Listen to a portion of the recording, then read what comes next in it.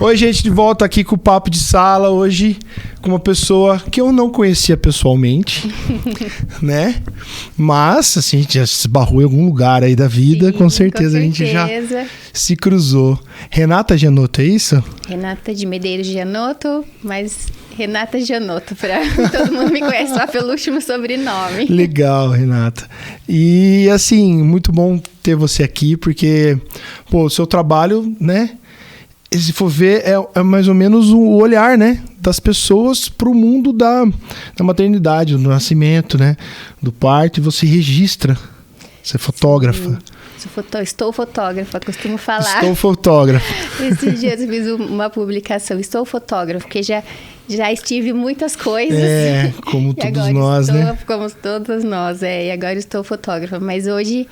sou bem focada na fotografia de família, fotografia de parto. Ah, tá. Então você não tem só o foco no parto. Tem alguns trabalhos que você faz para família também. Sim, não. Na verdade, o parto entra como uma fotografia de família, né? Porque o parto, essencialmente, ele é um evento familiar.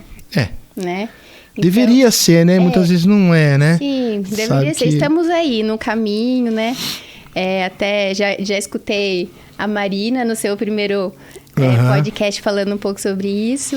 Então é um universo aí que quando a gente entra, a gente normalmente se apaixona. E vira não uma militante, mas uma ativista, né? Sim, a gente sempre da quer coisa. falar. A gente sempre quer. Mas a fotografia de parto entra como fotografia de família. Mas a gente costuma separar porque é um mundo muito particular, né? Para você estar ali no ambiente do parto... o profissional que vive aquilo requer alguns requisitos, né? Tem muitas particularidades ali. Então, são coisas diferentes. Hoje aí eu separo, né? Sou fotógrafa de família e de parto, que acho que fica mais fácil. Até para quem não tá no mundo, não tá vivendo o mundo da fotografia, chegar até mim e entender, nossa, ela faz foto de família e foto de parto. É por isso que eu separo. Mas para mim acaba sendo uma coisa só, porque geralmente, se eu fotografo parto de uma família, depois eu vou fotografar... os primeiros dias do bebê, depois eu vou a vida do bebê, talvez até um aniversário mais pra frente, né? E a gente fica pegado daí quando as famílias costumam ter o médico da família, ter sei lá, o posto de gasolina que a família abastece, e ter o fotógrafo da família. Fotógrafo, o conceito de fotógrafo de família de antigamente, né? Que chamavam os pais, vamos fazer agendar a nossa foto de família. O fotógrafo todo mundo sentadinho, tá bonitinho, olhando pra câmera reta. Tá sendo retomado aí. Legal. Tomara, né? Eu torço. Tem algumas famílias muito especiais que eu acompanho há muito tempo. Legal. Que falam isso. Você é a fotógrafa da nossa família. Pra mim é uma alegria, uma honra. Pode ser parte, né? Sim. E você veio de família esse negócio de fotografia ou como é que entrou na sua vida isso daí? Uma história longa, mas eu tenho Temos tio. Sim. Eu tenho um tio que eu acho que talvez tenha sido assim, a minha referência da infância, vamos dizer assim, de fotografia na infância. Ele é irmão do meu pai, tá nas redes sociais como Beto MacGyver. Ama fotografia de natureza, ele caminha e faz romaria e vive fazendo essas fotos aí dos locais onde ele tá, né? Contando as histórias. E ele... eu me lembro, assim, eu tenho essa lembrança de quando eu era pequena, dele ter ganhado um concurso do Jornal de Limeira, com uma foto do filho dele, do meu primo na época, que era ele, assim, sei lá, em alguma paisagem, num campo, assim, aberto, com uma pipa... feita com o Jornal de Limeira. Era um concurso da época. Entendi. Isso eu nunca esqueci. Mas, assim, veio... É a referência que eu tenho comigo, assim, da fotografia de alguém, né? Assim, algum familiar. Tinha uma tia minha que filmava muita gente, que na época era uma coisa... Nossa, ela tinha uma câmera. E a gente tem esses vídeos, né? Infelizmente, no VHS. Precisamos digitalizar tudo isso aí. Precisamos digitalizar. Mas são essas lembranças, assim, que eu tenho. Seu irmão não é o cara que a família fala, vou precisar formatar o computador, manda pro Rodrigo. Sim, mais ou menos isso. É o cara que formata o computador. Sim, para pra ele passar os VHS pra ele. Nossa senhora, não. E eu, quando tem evento, você fotografa? Ai, a fotógrafa, cadê a fotógrafa? Pega o celular, ela que tem que tirar a foto. E diz que é assim, que eu já vi, eu sou muito interessado por fotografia, assim, que nem eu te falei em off aqui, que quando eu comprei a lente 50mm, que é essa lente aqui, ó, que tá pegando você. Aí o que eu entendi o mundo da fotografia, porque eu via aquelas fotos em revista, eu falava, gente, como é que esse cara faz esse fundo borrado desse jeito? Sim. Aí eu fazia no Photoshop, né? Lá com a máscara, tudo, fazia borradinho, beleza. Aí quando eu peguei essas 50mm, eu fiquei fascinado. Eu levava pra tudo quanto é canto a câmera. Sim. A minha primeira lente fixa foi uma 50mm também.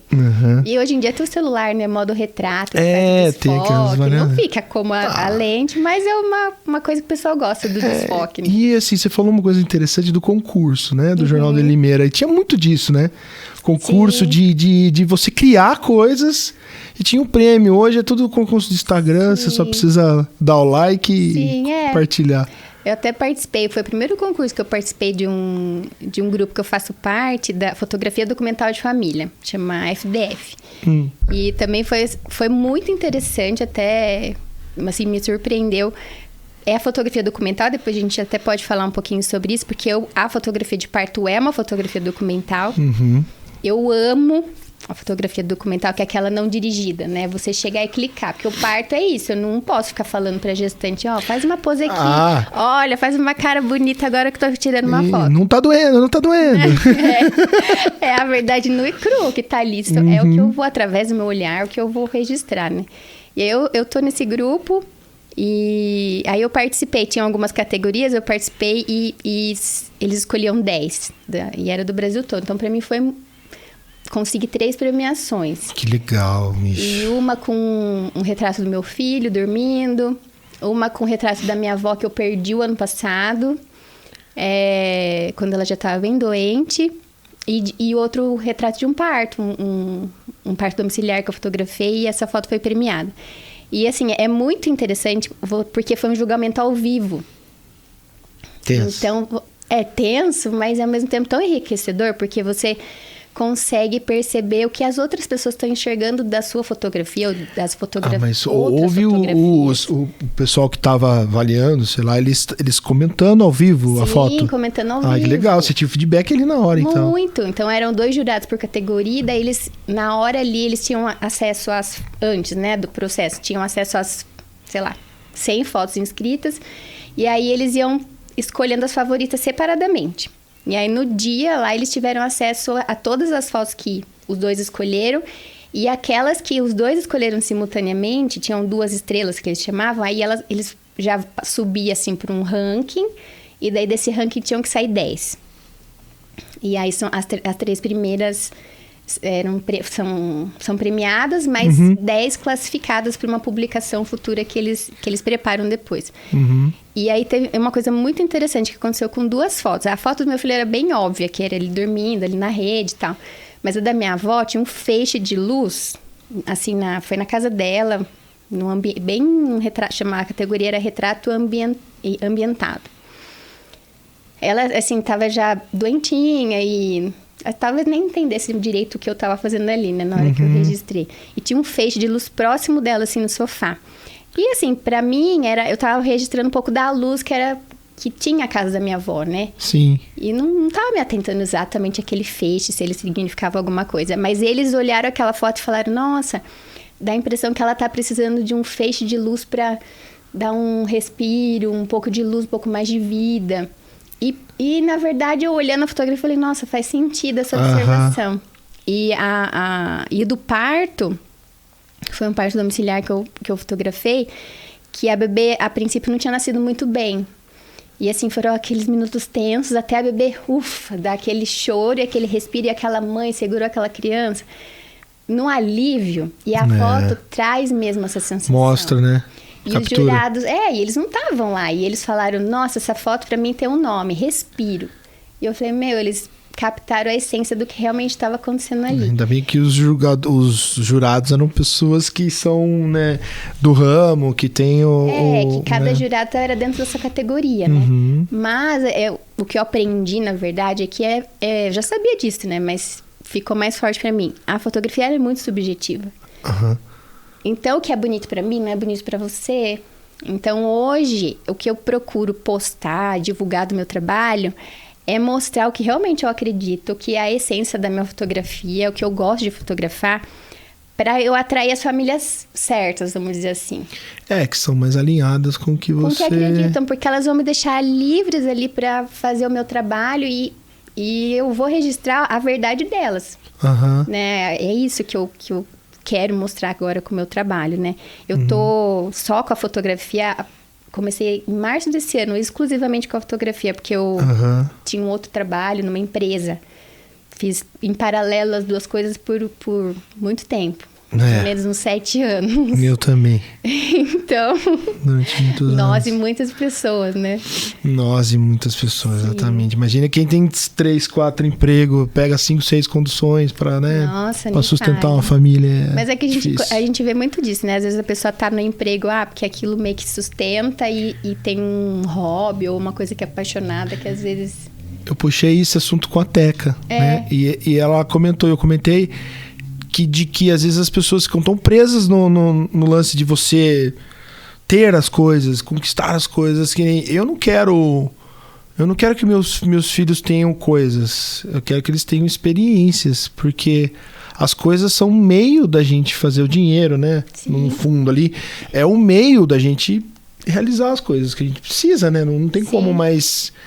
buscar o que a gente gosta e talvez se satisfazer com o que aquilo traz, né? Sim, não exatamente com excesso, né?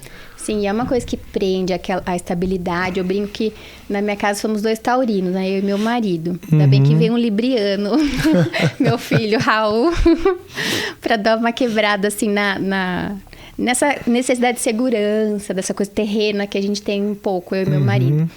Então, ele tem um trabalho autônomo, sempre trabalhou como autônomo, e eu tinha lá o dinheirinho fixo todo mês, trabalhava nessa empresa na área de exportação e fazia fotografia de final de semana. E me faltava coragem, assim, pra me libertar disso, porque só que até que chegou um ponto que não fazia mais sentido pra mim, né? E aí eu fui... Enfim, né? Que faz parte dessa minha trajetória. Isso que se você quiser, eu te conto como eu cheguei. Não, pode contar, fica à na vontade. Fotografia. Enfim, né? Eu vou fazer um resumo, porque a história é longa, né? Temos tempo, mas nem tanto. Nem tanto. Bom, eu, na verdade, minha primeira formação é odontologia. Eu falo que eu sou mais dentista. Então, eu me formei em 2005, na época lá, para escolher. Entrei nova na faculdade. Aí, fiz aqueles testes vocacionais. Outro assunto recorrente aqui também, de você escolher a profissão tão cedo, né? Tão cedo. Enfim, né? Por N razões, nem tinha dentista na família. Fui fazer odontologia. Mas depois, assim, né, a gente vai trabalhando, vai amadurecendo. E dentro de mim, eu consegui encontrar uma justificativa. Por que eu fui ser dentista, né? E aí estudei em Araraquara, aí fiquei lá 4 anos, e aí conheci amigos que eu levo pro resto da vida, né? Até hoje a gente se encontra, são pessoas muito importantes para mim, e aí fiquei lá mais 1 ano fazendo uma atualização na pediatria, que até então era a área que eu achei que eu fosse seguir, né? Trabalhar com criança. E aí voltei para Limeira, ficava metade do tempo lá, metade aqui trabalhando em alguns consultórios, prestando serviço na área da pediatria. Entendi. Aí deu acho quase 2 anos. Eu não montei meu consultório, graças a Deus, não gastei esse dinheiro, não gastei o dinheiro dos meus pais na época. Nossa, muita grana, né? Meu consultório é uma coisa... Possivelmente, né, me ajudariam com isso. E aí, não estava feliz. Daí eu ficava no dia anterior e falava, meu Deus do céu, vou ter que ir no consultório amanhã. Nossa, aquela coisa, parecia um negócio arrastado. Aí eu falei, não é possível, tem alguma coisa errada. Aí conversei com os meus pais e assim, meus pais sempre foram muito incentivadores, apoiadores, então eu não tenho o que falar sobre isso, né? Então eles falaram, bom, vamos ver o que você quer fazer, assim, quer parar por um tempo. Mas eu também sempre fui muito, assim, de me cobrar. De não me permitir errar, sabe? Desde muito nova. E aí eu falei, bom, aí conseguimos lá, minha mãe tinha um amigo que estava com um escritório de engenharia ambiental, que estava precisando de uma auxiliar lá, tipo uma secretária. Eu falei, bom, conversei com os dentistas e falei, olha, eu vou parar, vou dar um tempo, ver se é isso mesmo que eu quero. E por mais que eu não gostasse, eu sempre fui aquela pessoa muito exigente, né? Perfeccionista. Então, eu fazia bem feito. Já que eu tô aqui, né? Sim. Só que mesmo que eu não estivesse gostando daquilo. E aí eles, vai embora, eu senti, eu não tava...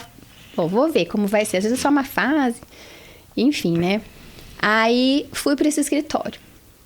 Aí, lá eu fazia café, atendia o telefone, passava fax na época. Aprendi a passar fax. E organizava agenda, né? Fazia essas coisas administrativas aí. Planilha, que era uma coisa que eu sempre tive facilidade de mexer com o computador.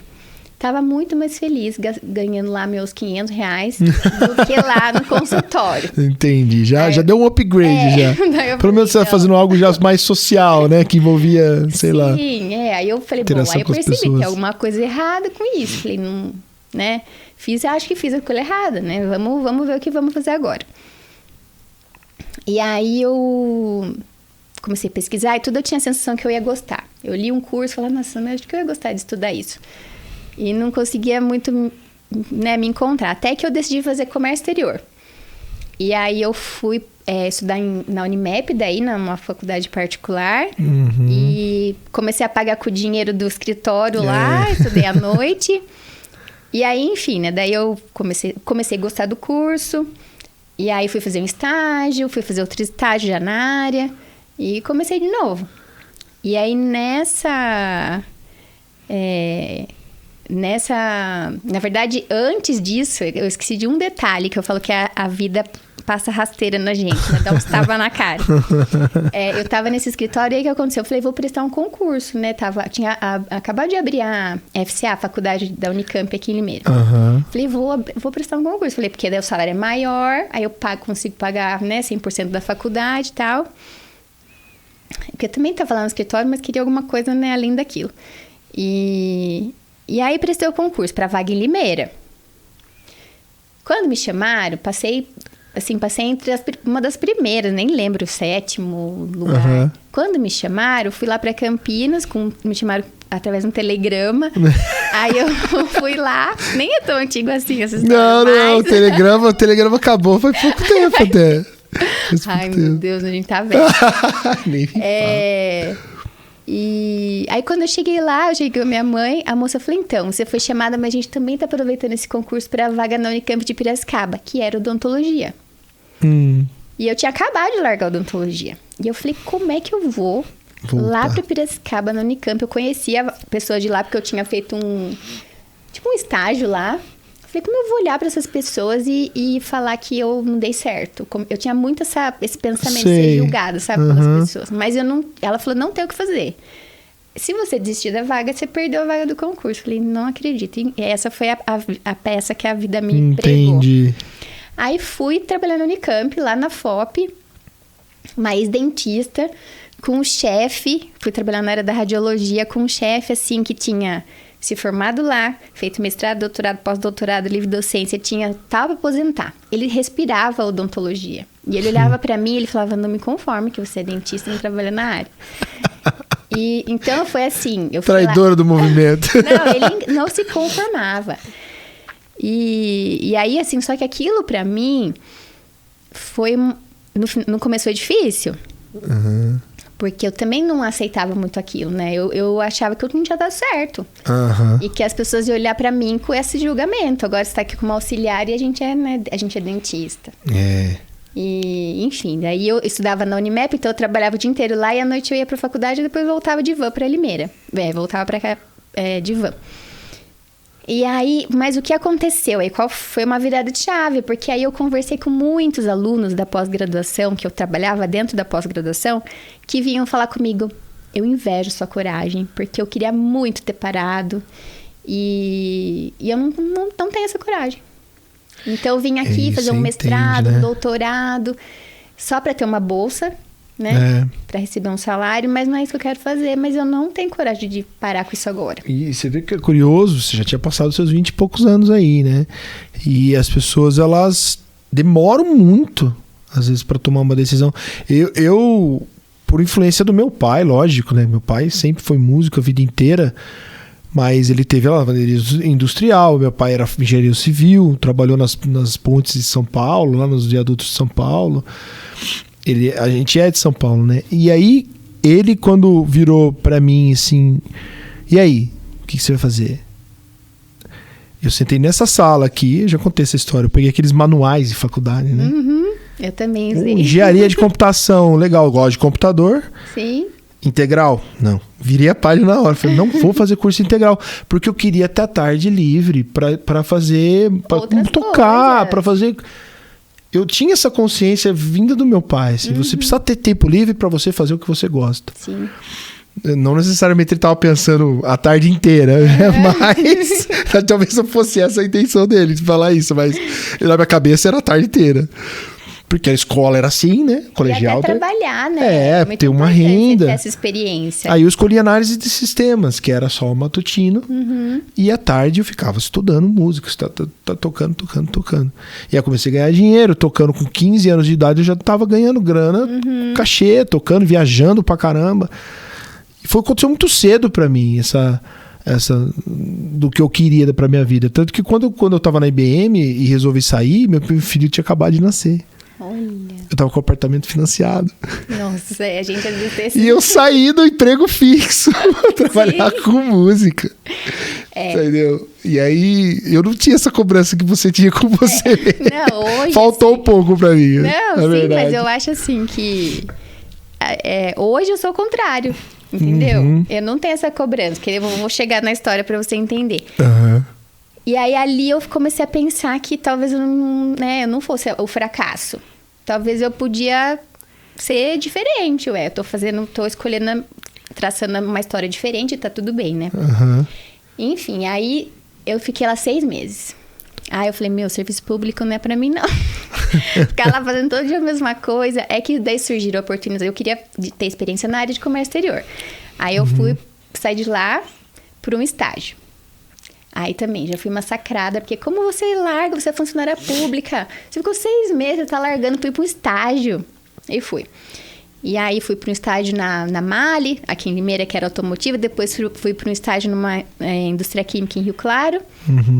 E aí eu tive a oportunidade, pela faculdade, de fazer um intercâmbio. Eu ganhei uma bolsa, que era uma coisa que eu sempre quis fazer. E aí fui. Fui fazer um semestre da faculdade nos Estados Unidos. E lá eu comprei uma câmera. Agora, se eu te falar por que eu comprei essa câmera exatamente, eu me lembro, assim, de gostar muito de ver no Facebook. O Facebook estava no começo aqui no Brasil. O marido de uma menina que tinha estudado comigo na faculdade, que eu nem era tão amiga assim. Ele já era mais velho, um dentista que fazia muita foto, tanto profissional, assim, lá dos pacientes, quanto de paisagem, da família dele. E eu achava aquilo o máximo. Só que eu falei, vou comprar uma câmera, sei lá, pra fotografar viagem. E aí, na época, ele me deu... Eu pedi uma dica para ela, por meio dela. E ele me falou, compra então uma D90 da Nikon. A D90, D90, nossa. Quem usou bastante a D90 foi o Jimenez. Ai. E comprei, assim, nem pesquisei muito nessa briga de Nikon, Canon. Comprei a Nikon, nunca mais saí. E aí, de lá, trouxe essa câmera. Aí cheguei aqui, fiz um curso básico de fotografia e tal, e levava assim pra passeio, fazia a saída fotográfica com alguns fotógrafos, né? E aí, isso foi em 2010, eu voltei, e aí voltei com a câmera. Em dezembro de 2010, quando eu voltei, eu participei de um processo seletivo pra entrar na empresa que eu fiquei 11 anos, que foi a que eu saí esse ano, que é a Doller, que é uma empresa aqui de Limeira. A Doller. Então, eu acho que você conhece a Laís, então. Laís Surian? Laís. Conheço, trabalhamos, ó. A Laís, ela é esposa do Estevão, que é um grande amigo meu, músico, a gente já tocou junto já. Tá vendo? O Limeira é muito pequeno mesmo. A Laís, eu lembro que teve uma época que eu tava na IBM e ela tava pleiteando um emprego melhor, que ela tava no emprego que não tava muito bom. E aí eu falei, vamos estudar junto. Eu tava ensinando programação pra ela. Olha. Tá ela super interessada, assim, o inglês também, ajudando ela. É muito ela. dedicada. E aí ela conseguiu esse emprego na Dollar naquela época. E a gente entrou no mesmo, juntinho. Então, nossa, é uma querida. Trabalhei com ela e na mesma área a gente trabalhou junto. Então, é uma super alegria falar dela aqui com você. E aí, entrei na Dollar. Entrei em janeiro de 2011. E aí, entrei na área de Customer Service, de atendimento ao cliente. E fui até chegar na área de exportação, que era realmente o que eu tinha estudado, que eu gostava muito. E fiquei lá, enfim, um total de 11 anos. Eu completei 11 anos agora em janeiro, que foi em janeiro que eu pedi a conta. Fechei o ciclo, 11 anos. 11 deu anos. Pra mim. E, enfim, entrei. E aí, estava na Dollar. Em 2013, uma amiga minha ficou grávida. E aí, ela falou, Renata, queria muito tirar umas fotos, tá? Mas não queria em estúdio. Por que você não traz sua câmera? Vamos fazer uma foto aqui em Você casa. Começa com alguém falando, né? Tipo... E eu falei, Natália, você tá doida? Eu falei, eu nunca fotografei pessoa. Falei, ela falou, não, vamos pegar umas referências de ensaio, a gente faz. Falei, tá bom. Fui na casa dela, a casa dela era tipo uma chácara na época, ela super bonita, uma grávida linda. Aí pegamos umas referências, aquelas bem clichê, fomos repetindo as fotos, falei, bom, é isso aí que eu tenho pra te oferecer, né? E aí, na época, o Facebook bombando, ela postou essas fotos, e aí dando a entender que eu trabalhava com isso. E aí, as pessoas, as amigas grávidas dela começaram a me procurar. Eu quero. Eu quero. E eu, assim, pra casar com o apartamento em reforma, falei, quer saber? Tô precisando de dinheiro. Falei, é isso aí. Vou. Aí fiz uns cursos em São Paulo, fiz curso de fotografia de gestante, depois os bebês começaram a nascer, fiz aquele curso de, sabe, newborn, aquela coisa mais posada e tal, no puff, nos paninhos. A cestinha. Eu levava toda a tralha na casa das clientes, e foi assim que eu comecei. Foi assim que a fotografia entrou na minha vida. E isso aí eu fui vivendo essa vida doida aí de... CLT junto com a fotografia de final de semana por todo esse tempo. Até que... só que assim, era uma coisa que eu nunca precisei contar com o dinheiro da fotografia. Então, o que aparecia, pra mim, tava bom. Né? Às vezes eu fazia mais conhecido, né? E aí, aconteceu que uma amiga minha, que eu conheci em Araraquara, por isso que eu falo que foi uma das... Que ficam. O mundo dá voltas, né? E aí hoje eu falo que talvez essa justificativa interna minha seja porque eu fui lá para Araraquara fazer odontologia. Em 2016, ficou grávida. E ela falou para mim, me procurou, falou, eu quero muito que você fotografe meu parto. Eu falei, vai ser um parto em casa. Eu falei, você tá doida? Eu falei, parto em casa? Como eu vou fazer um parto? Na hora eu não entendia nada desse mundo de fotografia de parto. Só que ela é muito minha amiga. Aí eu falei, bom, vambora, né? Aí eu falei, vou me planejar fazer um curso de fotografia de parto pra eu entender como é que é isso. Comecei a frequentar as rodas que ela frequentava com o marido dela, que hoje é a casa materna, mas antes era a conexão materna. E aí, em roda de gestante, porque eu queria entender como é que era esse cenário de parto, o que eu vou ter que fazer lá, né? O que vai acontecer pra eu fotografar. E fui fazer um curso de fotografia de parto. E esse curso foi um divisor de águas na minha vida. Entendi. Foi uma imersão ali no final de semana, não só da técnica, porque a técnica, no caso a fotografia de parto, é importante, mas tem muitas outras coisas que envolve ali, né? A presença de um profissional ali no parto. Foi um divisor de águas, e aí foi quando a fotografia de parto entrou na minha vida e foi uma transformação gigantesca. Porque daí eu tive a oportunidade em 2017 de fotografar... Era o parto dessa minha amiga. A princípio era o único até então que eu tinha. Só que aí a minha comadre, que é a Camila, na época também estava grávida. E ela falou, já que você fez esse curso, aí você vai fotografar agora o nascimento da Pietra. E foi o primeiro parto que eu fiz, que era minha afilhada. Foi um parto hospitalar lá na Unimed. E, nossa, eu com a câmera fazia assim, a hora que ela nasceu, porque era muita emoção pra mim. Primeiro parto, minha filhada. Eu vendo aquilo ali pela primeira vez, foi um negócio surreal. E aí fiz. E aí depois, logo em seguida, fotografei essa minha amiga, que é a Nádia, que foi o nascimento da Sofia. Começou um parto domiciliar que precisou de uma transferência pro hospital. Uhum. E aí, aí foi isso. Porque eu também não tinha tanta disponibilidade por conta da empresa. Porque parto é isso, né? É imprevisto. E aí... não vou lembrar direito a sequência dos partos que eu fotografei. Mas eu fotografei o parto da Teca. Ah, tá. E foi o primeiro parto domiciliar, assim, que começou e terminou em casa.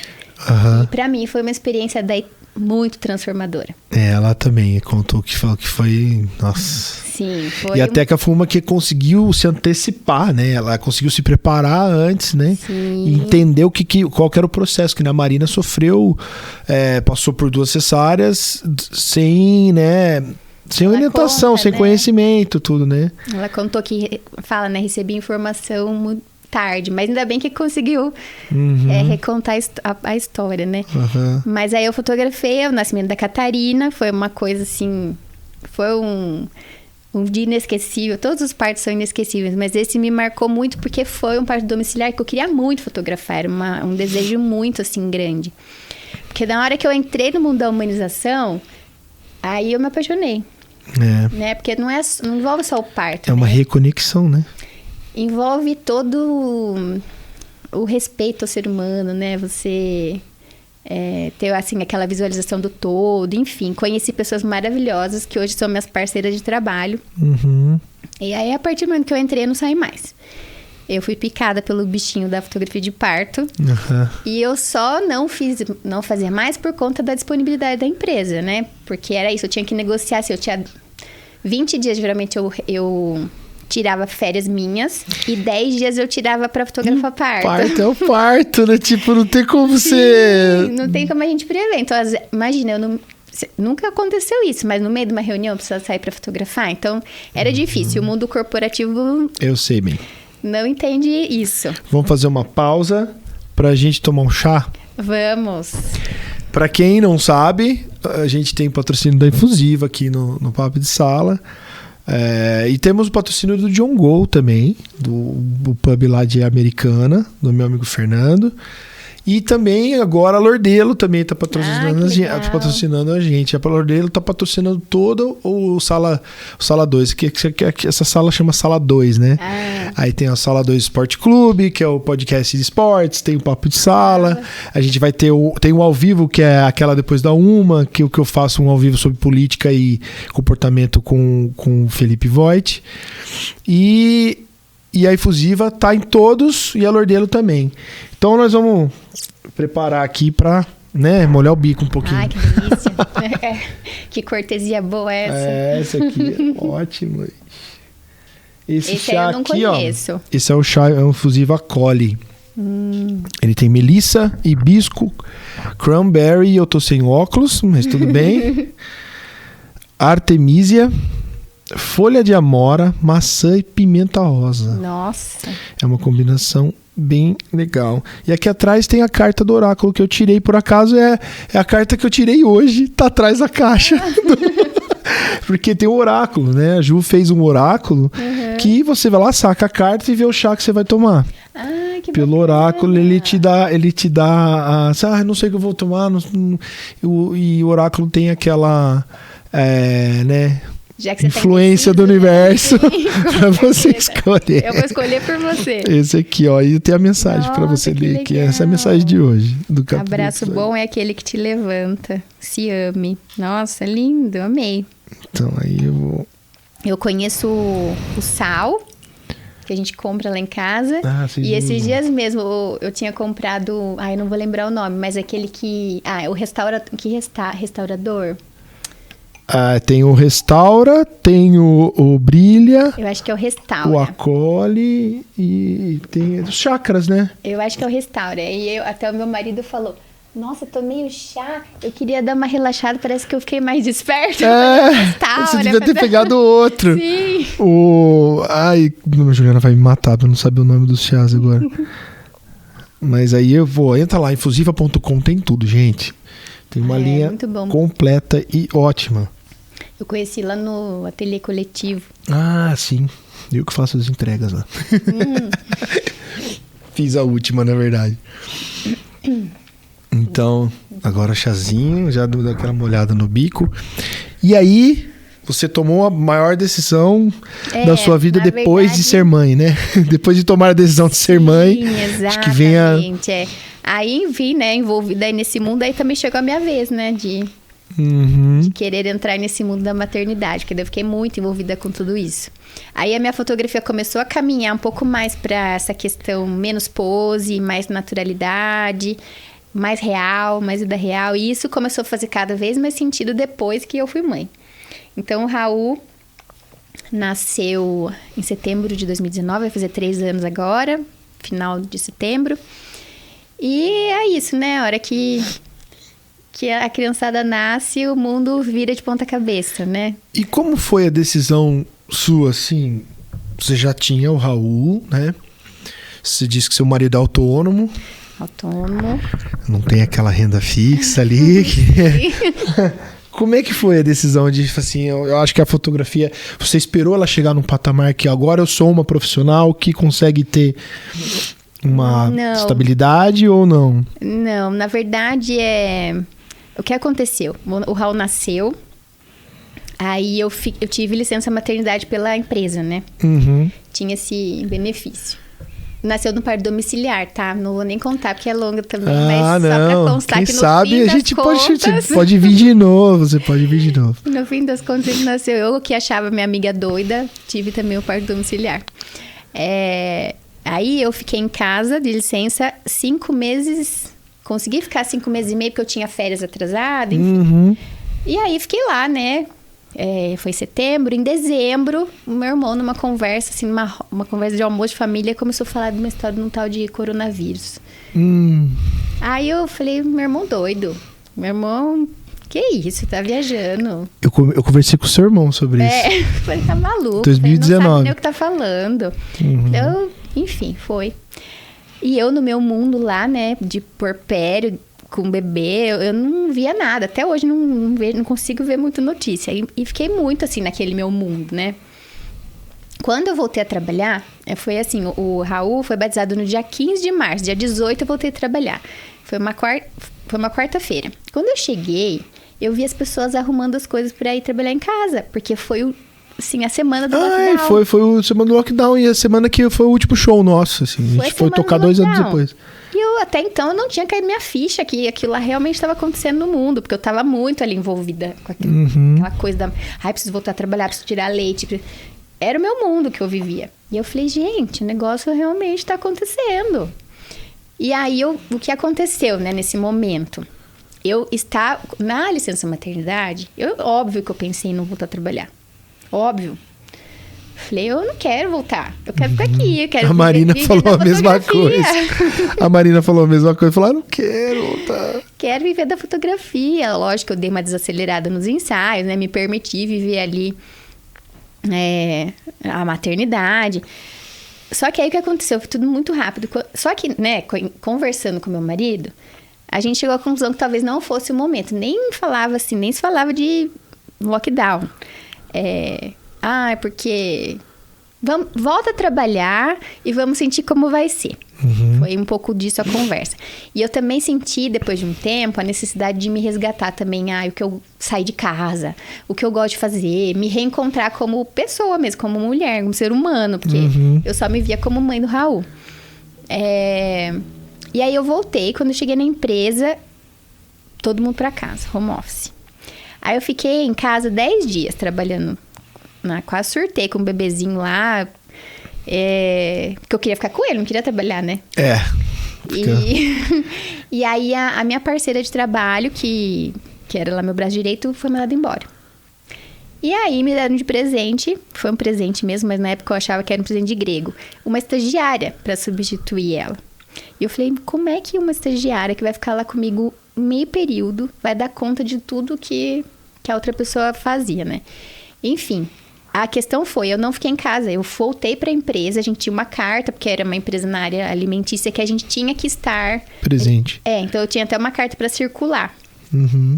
Então a minha sogra e meu marido ficaram com o Raul, meu marido sempre teve uma rotina um pouco mais flexível, então eles se dedicaram muito ao Raul e eu voltei para a empresa, presencial. E essa estagiária foi realmente um presente, maravilhosa, enfim, é só para te contar que eu não fiquei quase em home office. Né? Entendi. Quase não fiz home office. Foi o inverso. Você ficou em casa antes, né? Fiquei em casa antes. E voltei a trabalhar no ritmo frenético, assim, porque apesar do cenário, né, mundial, as exportações ficarem malucas, porque da gente não frete altíssimo, não tinha disponibilidade de frete, aí era pior, era trabalho dobrado. Foi muito estressante. Uhum. E a gente, e a empresa, e o cenário de toda a empresa corporativa, redução de custo, aquela pressão. E aí aquela coisa foi me consumindo, foi ficando cada vez mais difícil para mim encontrar assim, um sentido naquilo que eu estava fazendo. Uhum. E aí a pandemia afetou o trabalho do meu marido, eu não podia sair mesmo naquela época, e a gente foi levando. E aí foi levando. Isso aí o que aconteceu? Em janeiro de 2021,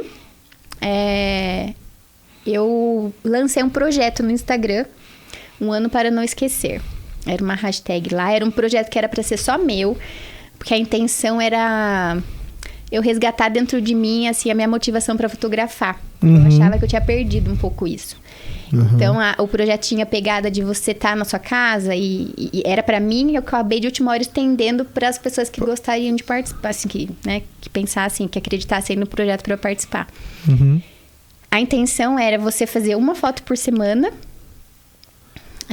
na sua casa, de, sei lá, viagem, algum momento que você sentisse que era às vezes podia ser um momento do cotidiano, do seu dia a dia, que você enxergasse alguma beleza naquilo. E que aquilo serviria para você justificar que aquele ano de 2021 era o ano para você não esquecer.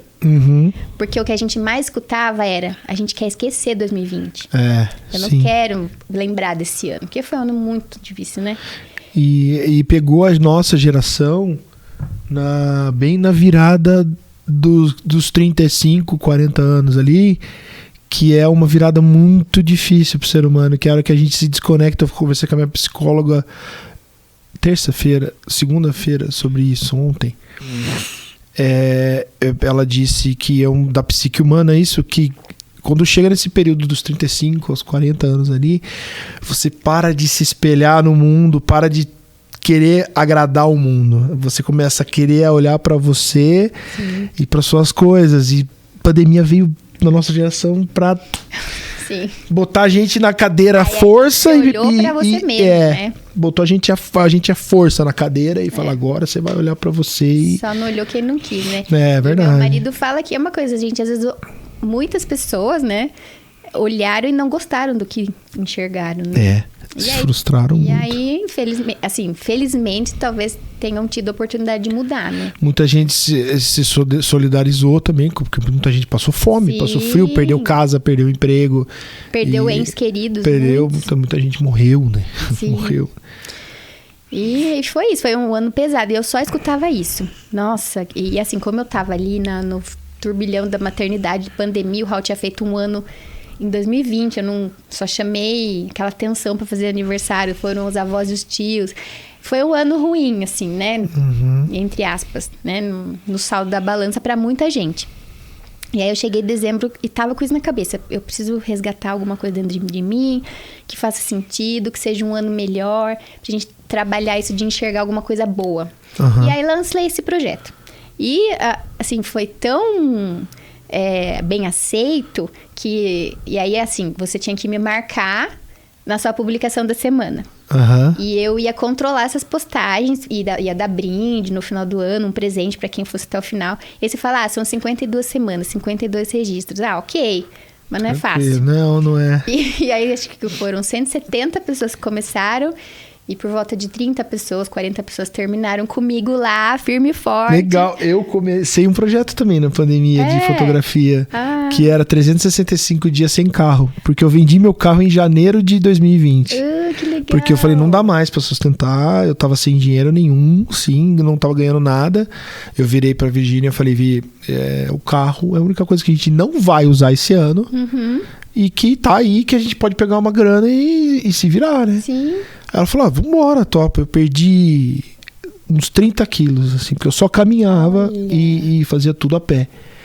Com as crianças, inclusive. Mas foi 2020 o seu projeto? O meu foi 2020. Ah, entendi. O meu foi 2020. Mas até foi bom pra você manter sua mente e corpo são, porque pra mim foi brusco e abrupto, assim, o encerramento da minha renda caiu 100%. Eu não tava ganhando absolutamente nada. Só ela que tinha alguma coisa. E minha mãe me ajudou muito, né? Porque tava aposentada já. E aí a gente foi fazendo algumas lives, a gente foi fazendo algumas coisas pra ganhar uma graninha aqui e ali. Músico, né? Ah, meu Deus. Músico, músico profissional, e a gente sempre trabalhou com shows, né? E aí, de repente, puff, assim, do nada. Meu ano 2020 tava maravilhoso. SESI, SESC, shows pra tudo quanto é lado, tava lindo. A Marta, que veio aqui falar dos projetos, ela trabalhava com a gente. Nossa, no 2020 tava lindo. Eu falei, não, beleza, perdi o emprego ali, vou me segurar com o acordo que eu fiz até o ano que vem. O ano que vem, show. Tô garantido. Gente, o negócio foi brabo. Não, eu né, nem posso falar, porque daí eu acabei ficando na empresa e foi o que sustentou e ficou tudo bem. Mas, nossa, quantas pessoas... Mas aí você estava trabalhando muito, né? E aí eu estava trabalhando insano. Aí conheci esse projeto. No projeto. E aí, além de trabalhar insana, você mãe inventei um projeto. Eu falava, gente, por que eu vou inventar esse projeto? Algumas semanas eu pensava isso. Mas foi um ano que... Você falou os números. Quantas pessoas chegaram no final? Eu não lembro exatamente, mas acho que umas 40 por aí. Começaram com 170. 170 pessoas. Toda semana, imagina, eu fiz uma planilha com 170 nomes, eu ia lá conferindo quem tinha postado, quem não tinha postado, porque eu me comprometi a fazer isso, esse controle. Seu irmão podia ter feito um robozinho pra... Não podia, coitado. Tem pouca coisa pra fazer, sabe? Aquele lá. Fazendo nada, né? Mais uma. Ainda faz música ainda, música sensacional. Adoro o disco dele, escuto o canto do Steve direto. Tem um no forno, viu? Ele tá pra lançar um outro. Tô sabendo. Agora. Olha, recado pra ele que eu tô fazendo propaganda dele de graça aqui. Enfim, aí esse projeto me deu apesar de ter sido bem cansativo, porque era mais um compromisso pra eu fazer toda semana, me deu um gás, assim, de passar a olhar mais pro meu filho, pra eu registrar. Porque, assim, 95% dos meus registros foram feitos em casa com ele, né? Tentar enxergar ali no que a gente tava vivendo, que era uma coisa simples, o que tem de belo. E eu sempre gostei muito de escrever. Eu tenho facilidade de escrever, então eu escrevi às vezes legendas grandes. E que era assim, uma forma também de eu escrever o que eu estava sentindo, né? Sempre foi. Enfim, esse projeto foi cansativo, mas foi um presente para mim. E aí eu voltei a ficar mais animada com a fotografia. E só que aí aquilo, não faz mais sentido eu ficar, né? Trabalhando numa coisa que eu não acredito, que não tá mais de acordo com os meus valores. Eu falo uma coisa na fotografia, eu vivo uma coisa na fotografia e na vida real da empresa eu vivo outra. E aí a coisa foi... Aí eu fui me arrastando. Só que faltava a coragem pra eu ir lá e falar assim, vou jogar tudo pro alto e vou encarar isso. Acabou 2021. E aí acabou 2021, eu tava assim, só pó da rabiola. Fisicamente, emocionalmente, assim, estressada. E eu prometi pra mim mesma, no Natal, eu não tinha ânimo pra comemorar o Natal, Ano Novo, tava esgotada. Eu fiz a live com o pessoal do Projeto Um Ano para Não Esquecer, assim, mas eu tava muito cansada. E aí eu falei, eu não posso terminar 2022 do mesmo jeito. Eu não posso. Fiz uma promessa pra mim que eu não ia terminar. Não sabia o que ia acontecer. E aí, em janeiro, eu tirei férias. Em janeiro, aí a gente foi pra lá, pro Rio de Piracicaba, passear com o Raul.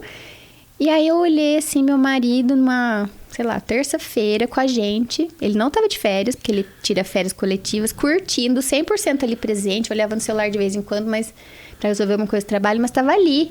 E eu falei, eu não posso, eu quero ter essa vida aí, eu quero ter flexibilidade, eu quero poder sair uma segunda-feira e passear com meu filho. Então eu queria muita flexibilidade de tempo, qualidade, sabe, de tempo com ele, qualidade de vida. E aí eu voltei, assim, naquela semana eu falei, eu vou sair. Em paralelo tinha o convite, um projeto que era a Casa Materna, com a Thalita, com a Aline, com a Marcela, que são minhas parceiras da Casa Materna. Era o nosso projeto, que o sonho que virou realidade. Eu falei, aí aquilo foi eu bati o martelo e falei, não, é um chamado. É agora ou nunca.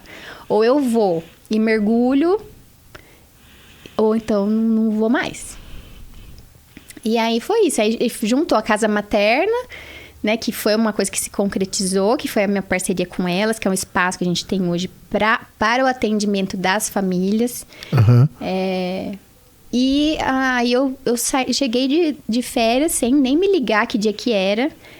Na segunda-feira, falei com a minha supervisora, eu falei, olha, não dá mais, eu quero sair. Aí ela falou, você sabe que eu tô assinando o seu cartão, te parabenizando pelos 11 anos de empresa? Hoje é seu aniversário de empresa. Ai, jura? Era dia 24. Sincronizado o negócio. Aí eu falei, nossa, que fechamento de ciclos, né? E aí eu falei, não, aí eu fiquei, né? Fiz um acordo que eu ia ficar, se precisasse treinar outra pessoa, eu fiquei até 18 de março. 18 de março foi meu último dia lá. Com aviso prévio, né? Foi mais com aviso prévio. Eu fiquei quase... acho que uns 50 dias depois. E aí treinei outra pessoa, enfim, né? E aí fiquei 100% agora com a fotografia. E daí eu vejo que antes eu não conseguia me dedicar nem 100% a uma coisa, nem 100% a outra. E aí quando você foca, muitas coisas começam a surgir, muitas ideias, né? Eu tenho muitas ideias no papel que eu preciso pôr em prática e aí isso, eu tô vivendo 100% a fotografia, a Casa Materna, que é uma porta de entrada também para as famílias que eu fotografo, porque a gente tem roda de gestante, tem roda de puerpério, tem musicalização infantil, tem as atividades individuais de cada uma. Então é um presente na nossa vida.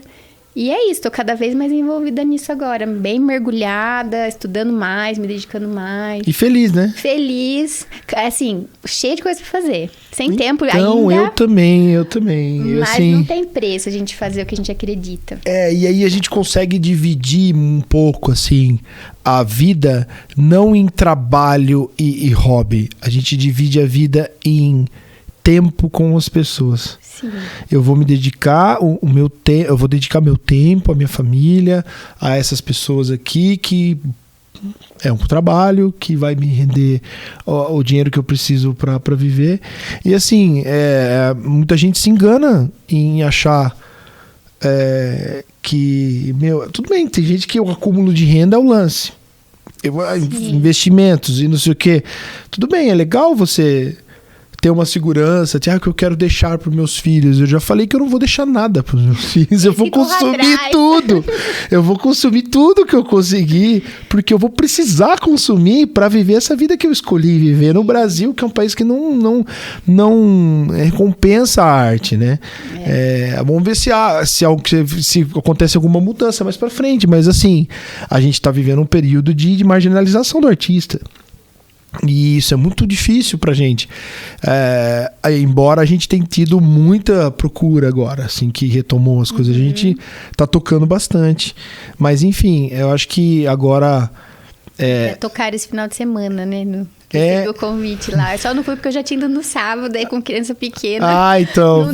Muitos amigos meus estavam lá, cara, começou aquele vento gelado, as crianças com fome, com sono. Falei, cara, de boa, vai ter outro. Aliás, dia 15 de setembro, aniversário da cidade, nós vamos tocar com a Orquestra Sinfônica lá na Hípica. Ai, que bacana. Vai ter nós e o Iron Maiden, cara. São duas bandas completamente diferentes, que é o U2 e o Iron Maiden, mas eles escolheram justamente para dar esse choque de público e trazer vários públicos. Adora. Então, sensacional. E pro futuro, você quer ampliar essas coisas? Você quer trabalhar mais? Ou você acha que tá bom, vamos manter? Então, não sei. Eu já tô falando assim, nossa, ano que vem eu preciso tirar pelo menos um final de semana pra eu não fazer nada. Porque é isso, as famílias me procuram muito pra fotografar aos finais de semana. Mas de sábado e domingo é o tempo que eu tenho pra ficar com meu filho, porque ele vai pra escola o dia todo.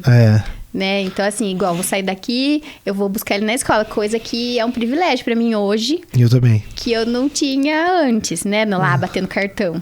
Então, essas pequenas coisas pra mim compensam tudo. Uhum. De eu poder marcar um café, de eu poder estar aqui no meio da tarde, sem justificar pra ninguém. São coisas simples que pra mim, nossa, é uma libertação. Mas ainda tem alguma... A gente vai ajustando, né? Agora que eu tô super focada nisso, tem muitos projetos que eu quero, muita coisa que eu quero estudar, muita coisa que eu quero fazer. Aí, tô agora 100% também disponível para os partos. Então, é uma coisa que eu amo fazer, né? Que assim, me traz muita alegria. Então, agora os hospitais liberaram, né, a entrada de fotógrafo de novo, porque a pandemia tinha ficado bloqueada. Então, fiz parto domiciliar na época da pandemia, mas hospitalar não. Hospitalar não. Agora tá liberado. Então, eu tô focada mais nos partos e comecei agora a fazer um pouco de vídeo. Legal. Né? Então, agora tô incrementando um pouco mais os ensaios, trazendo essa... Pra mim o melhor videomaker é o cara que é o fotógrafo profissional, a pessoa que é fotógrafo profissional, porque o videomaker, ele só tem que atualizar as definições de técnica. As técnicas são outras, mas o olhar é o mesmo. Não substitui, né? Você não consegue aprender o olhar do fotógrafo. Eu acho que infelizmente, assim, muitas pessoas... existe aquele lance, né, de você ser meritocrata na coisa, você cair de cabeça, estudar. Dedicar. Você consegue fazer, mas tem um certo talento ali que... eu acho assim, por exemplo, né? Para uma foto de produto, para uma foto de moda... Eu acho que existe sim. Um padrão, né? Existe o padrão. Com a técnica você vai fazer perfeitamente. Eu, por exemplo, jamais fotografaria coisa de moda. Aquela modelo no estúdio ali não é pra mim. Mas, por exemplo, a conexão que você tem que criar com uma família que está fotografando, até a conexão que você tem que ter ali a presença que você tem que transmitir num parto. E você tem a experiência, né? De ter tido o parto. Sim, exatamente. Às vezes eu vou fotografar uma mãe num pós-parto, que tá lá, tá com dificuldade de amamentar, tá cansada, tem outro filho, tá esgotada. Eu sei que você tá vivendo, então tá tudo bem. E assim, quem conhece o meu trabalho sabe que eu adoro fotografar essa coisa real. Essa vida real. Então, eu já fiz ensaio de gestante, de segundo filho, que às vezes o filho também não estava assim nos melhores momentos. E eu tenho que respeitar aquela criança. Então eu vou fazer o quê? Eu vou fazer o possível para extrair daquela família o que está acontecendo ali. Aquela mãe, ela está sendo... tem uma demanda dela, que às vezes, né, ela tem um na barriga e o outro está sentindo ali que talvez ele perca aquele lugar, se for uma criança menorzinha. Quando nasceu a Clarice, a Virgínia sentiu muito, assim, a falta do Gustavo. E quando ele chegou, ela olhou assim, você cresceu. Ela ficou sendo uns 7 dias sem ver a criança. Não, eu tava na casa do meu irmão 5, quando 6 dias, acho. O Gabriel nasceu, que ele tem a Flora, né? E a gente tava lá esperando o Gabriel chegar. A Flora não foi pro hospital com eles. E eu percebia muito disso neles, que o que eles mais queriam era ver a Flora, tava com saudade dela. Então tem muito essa questão do primeiro filho, né? Eu tenho só um. Mas eu acho que o fato de eu ter, né, de eu estar ali inserida o fato de eu estar ali envolvida nas vivências da casa materna, na minha própria maternidade, na paternidade do meu marido, de eu ter tido a experiência do parto, que foi independente se tenha sido domiciliar ou não, mas o parto normal, o parto natural, que é uma coisa que eu defendo e que eu acredito muito. A Virgínia teve o parto normal no hospital. Os 2 partos foram normais, mas foram no hospital. É uma experiência, às vezes. A Marina já esteve aqui, já falou, você vivenciou isso. A gente, eu falo que às vezes parto, política e futebol são coisas que a gente prefere não discutir. Mas quando a gente tá com pessoas que a gente sabe que acreditam, né, nas mesmas coisas que a gente fala sem parar, porque é um assunto que... a gente quer que muita gente saiba. Sim, né? Enfim, né? O papel, uma das missões aí da Casa Materna é isso, trazer o conhecimento acolhimento e segurança para essas famílias que buscam informação. Porque a gente está lá para dar informação baseada em evidência científica, né? E nem todo mundo pode ter aquele parto domiciliar, né? Ideal, com segurança, né?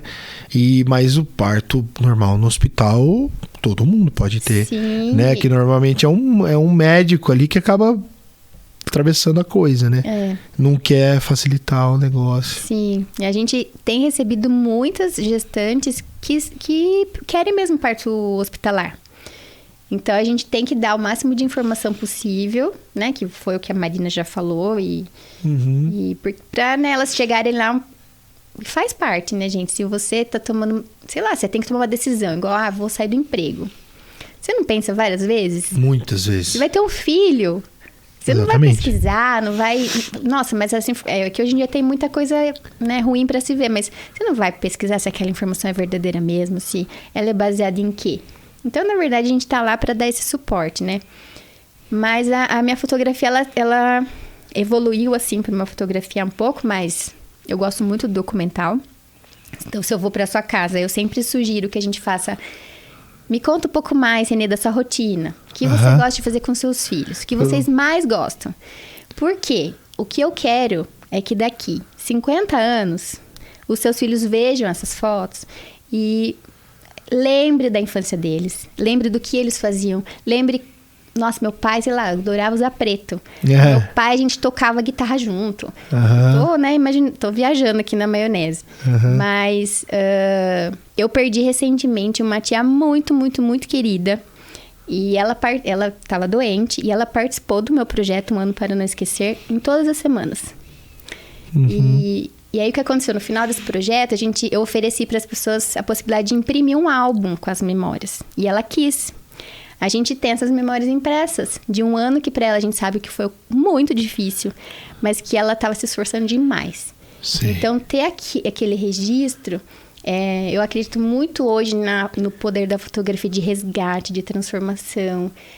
Fui fotografar uma gestante esses dias que, no meio do ensaio, ela falou, eu nem acredito que eu tô pedindo para você fazer uma foto minha com lingerie. Tipo, mostrando a barriga. Ela falou, porque eu tenho muitas questões comigo mesma, com o meu corpo. Eu achei que eu não fosse poder engravidar. E se emocionou. E então, pra ela... E aí, na verdade, ela se emocionou. Porque quando eu mostrei, eu falei, eu vou te mostrar pra você ver como tá ficando. Porque eu percebi que ela não tava tão segura. Quando ela viu a foto, ela começou a chorar. Porque às vezes ela via outras pessoas e achava lindo e ela achava que nunca... Talvez aquilo impossível para ela. E ela se vê, você se vê na imagem, é muito forte, é muito, né? Enfim, e é isso que eu busco um pouco com a minha fotografia. Algo mais profundo, algo mais íntimo. Então, assim, eu tenho feito, por exemplo, ensaios de família, onde eu faço alguns filmes do ensaio, alguns takes. E aí é um novo projeto até que eu divulguei na semana passada. Chama Cartas para os Nossos Filhos. Eu escrevo cartas pro Raul e coloco no Instagram, tá lá nos meus destaques. Que, como eu te disse, eu gosto muito de escrever. E aí eu falei, por que não estender esse meu gosto por leitura para os ensaios, para os pais que querem escrever alguma coisa para os seus filhos ouvirem no futuro. Lá pra frente. E aí eu fiz isso foi um piloto que eu fiz com um casal que eu fotografei o parto. E a gente fez um ensaio agora, faz mais ou menos uns 2 meses, acho, da bebê que tava, né, maiorzinha. E eles leram essa carta. Então, assim, o que você falaria pro seu filho se ele estivesse vendo essas fotos daqui 50 anos? E eles leram essa carta e foi muito emocionante.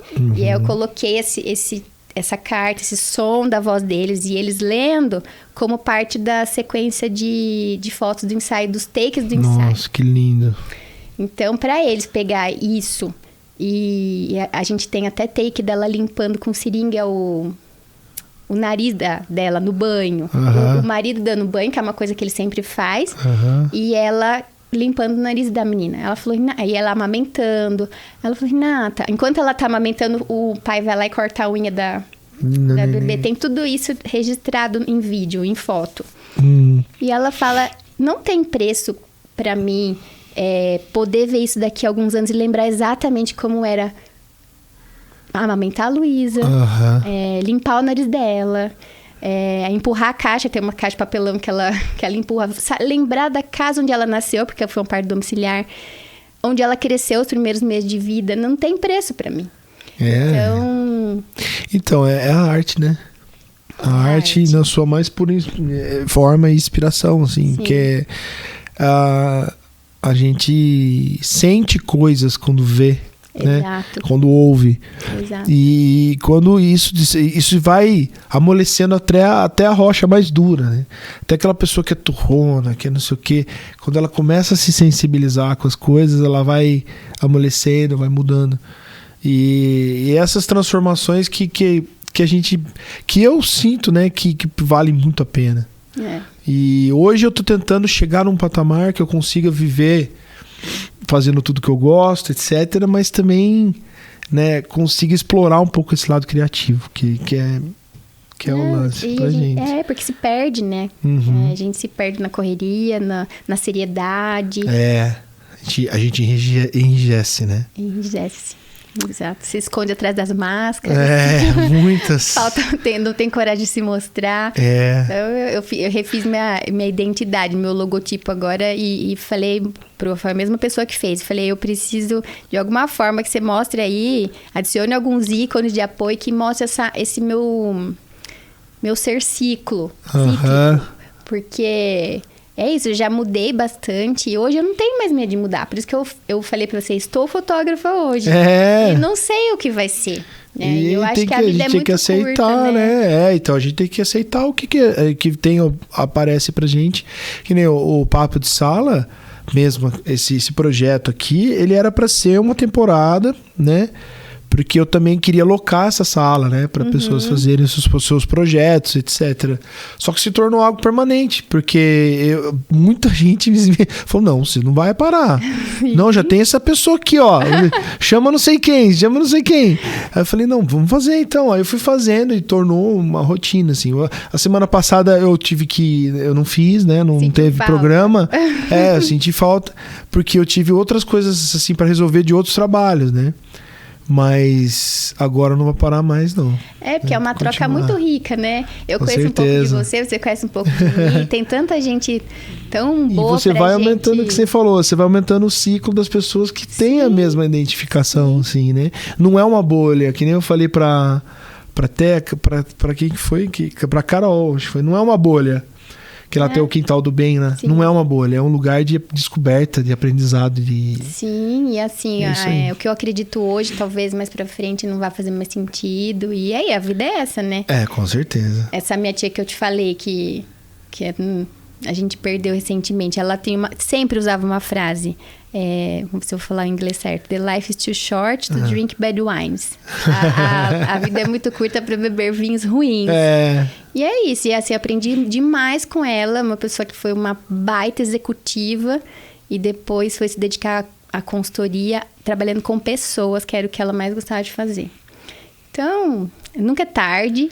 Nunca é tarde para mudar. E se alguém vier falar pra mim que tá querendo sair do mundo corporativo, eu sou a primeira a falar, vai com fé. Porque a hora que você para de ter essa crença limitante, que meu salário, meus benefícios, não sei o quê. Então faz o seguinte, junta uma grana, estabilize-se, né? Sim, dentro de um regime satisfatório.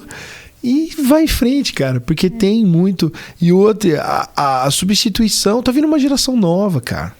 Deixa esses caras assumir a bronca, todo o estresse, entendeu? São mais descolados. Deixa essas pessoas, eles são, né, eles sabem lidar com a tecnologia melhor que a gente. Muito então melhor. vai em frente vocês aí, a gente vai curtir a vida aqui. E eu falo, se não der certo, gente, tá bom, sei lá, não é problema nenhum pra mim mandar meu currículo lá de volta, vocês me aceitam recicla de volta. E vai, né? Não falo, bom, se você não for... minha pergunta pra mim mesma, né?